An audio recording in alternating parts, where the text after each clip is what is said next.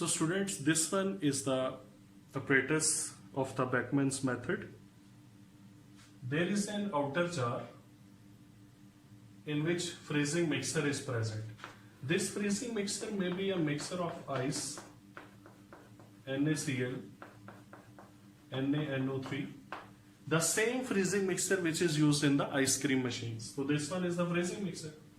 This one is the inner jar. In the inner jar there is a freezing tube, and between this freezing tube and inner jar there is air jacket. What is the function of air jacket? We will discuss it after short duration of time. This one is the stirrer. Here is the Beckman's thermometer. Again, it can read up to 0.01 Kelvin.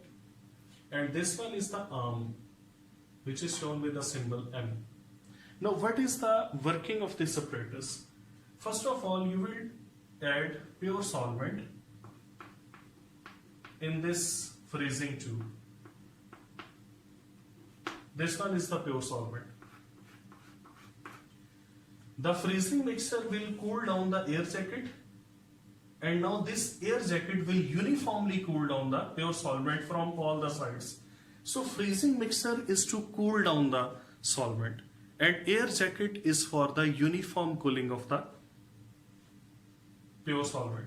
And when this pure solvent will keep on decreasing its temperature, or the freezing mixture will keep on cooling this pure solvent, a stage will reach when this pure solvent will freeze, and that point will be noted by the Beckman's thermometer. It will be T1. T1 will be the freezing point of this pure solvent.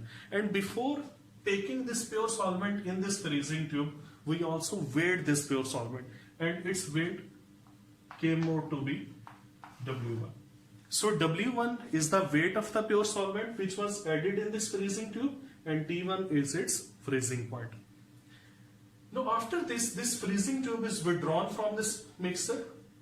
It is taken out from this assembly, and now the non-volatile, non-electrolyte solute is added through this arm in this freezing tube, in the molten pure solvent. When the freezing tube is taken out of this apparatus, then the solvent slowly melts down, and in that molten solvent, then you will add the non-volatile, non-electrolyte solute through this arm. And with the help of this stirrer, you will stir it and the solution will be made. After the formation of the solution, again this freezing tube will be adjusted in this air jacket having the freezing mixer like this. And again the freezing mixture will cool down the air jacket, and air jacket will uniformly cool down. Now this is not the pure solvent here, rather there is solution. So air jacket will uniformly cool down the solution, and a stage will reach when the solution will also freeze, and you will note down that freezing point with the help of Beckman's thermometer. It will be T2. And the weight of the non-volatile, non-electrolyte solute that was added to the pure solvent, it was W2.